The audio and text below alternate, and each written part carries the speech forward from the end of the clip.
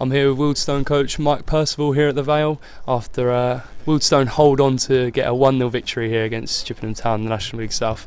Mike, a good day to be part of the Wealdstone group today? Yeah, I mean, you're right in your assessment that we were holding on to a certain degree at the end, but we should have been 4 or 5-0 up at half time. So we have to listen. The boys were unbelievable first half.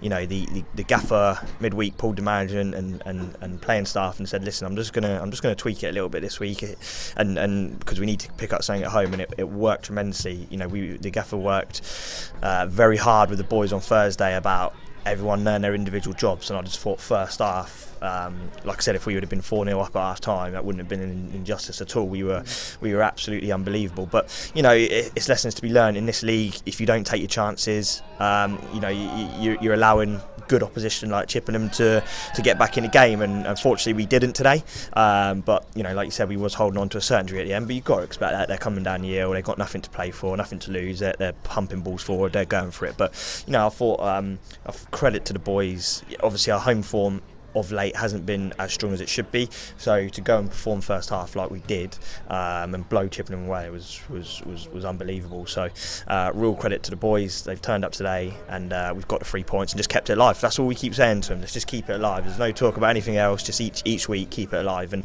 I'm sure everyone's seen the results today. They've gone for us. So it's more than kept it alive. But now we've got to prepare for Torquay away next Saturday.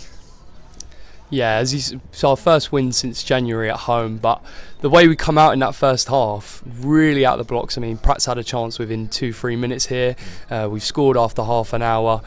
What did Bobby do exactly to tweak what was the layout at Bath last weekend? I don't want to give too much away because don't know who's listening, but no, I mean anyone who'd have watched us would know that we've been playing T off the left, and we put him in the pocket today, and we've been desperate to play Stefan Pratt up top for a while, but it's just making sure you get it right behind them, and putting T in the hole today with the setup that we had behind really worked, and I just felt that we picked up seconds all over the park, and we got up into the final third quickly, which then allowed us to get our ball players on it. Your Greenies, your T's, and look at the goal. It's come from Jake from 20 yards out, find Stefan's feet in the box, Stefan turns, shoot. It sounds quite basic, and it is, but for me it's a brilliant goal. And yeah, I just thought Jake Shepherd was outstanding today. Greeny's discipline tactically was superb. T first half was magnificent, and the front two just worked their socks off and run their defence down all day. So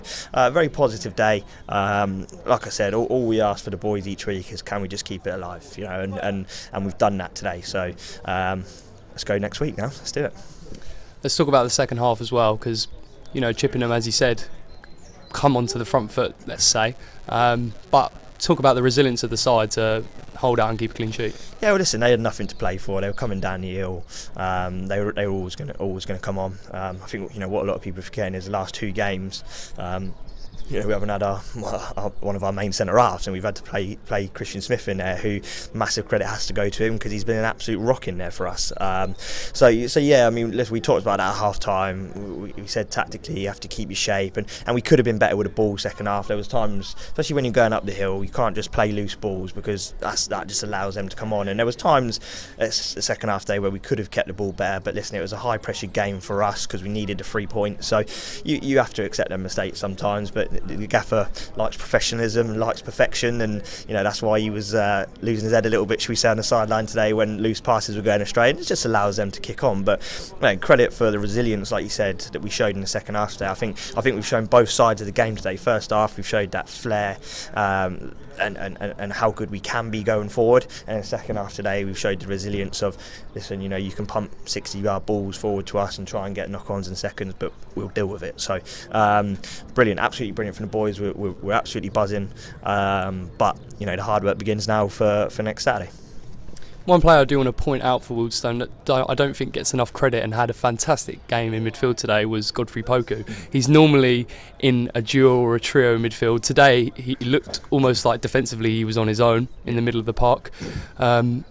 How important was he today, especially to get 3 points and also a clean sheet? Yeah, I mean, Goddard has been the unsung hero for us this year. He's a definition of a player who will give you 8 out of 10 every week, you know. And you know, we actually singled him out at half time and said, listen, you might not have been on the ball as much as what you've wanted to be, but today you've broke up play for us and you've just done it, gave it simple 5-yard passes to Greeny, to T, to Jake, and allowed us to build attacks. And that's sometimes as simple as basic as it can be, you know, break up attacks and pass it to your flair players. So a lot of credit has to go for Goddard, because like you say, we put him in a defensive holding position, and his job is not to create goals from there, it's to stop goals and break up their play, and he did that unbelievably. I'm not sure what he was doing in the 92nd minute when he tried to dink it over to the halfway line. I've already had a word with him about that one, but but no, credit has to go to Goddard. Listen, the whole team. I could single every player out today. I thought everyone gave 7, 8 out of 10.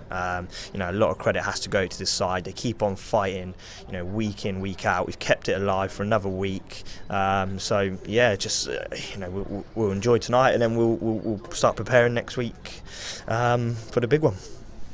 Just finally then, when the fixtures come out at the start of the season and you scroll down and have a look at specific games, Torquay away for most teams is one of the ones they pick out first. Did you think that we'd be in a position that we are now going into that game? Listen, you have to. Internally, we set out our targets at the start of the year. You know, it's not for me to go into that. You just don't know where you're going to be, and I think where the credit has to go is we had a very unproductive December, which has put us in a position where obviously we've been fighting week in, week out. But if you flip that and you say, how good has 2019 been after what we had in December, is just massive credit to these boys. Listen, there were certain things going on and off the park in December which led to certain results. No excuses at all, but you know, since it's been more settled off the park, you know, no coincidence that it's been more settled on the park now, and you know, the boys week in, week out are just performing out of their socks. And you know, I can't believe I'm saying there's only 6 games to go. It feels like this season has, you know, absolutely gone by, but there is 6 games to go. We go to Torquay now, try and get something, and then we literally, like we've done 2019, Gaffer keeps talking about it, 1 game at a time. We don't care who we've got the week after.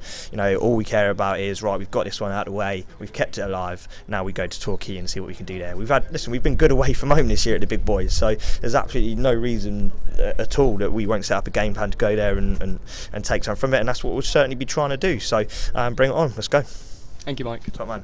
Cheers, pal. Thank you.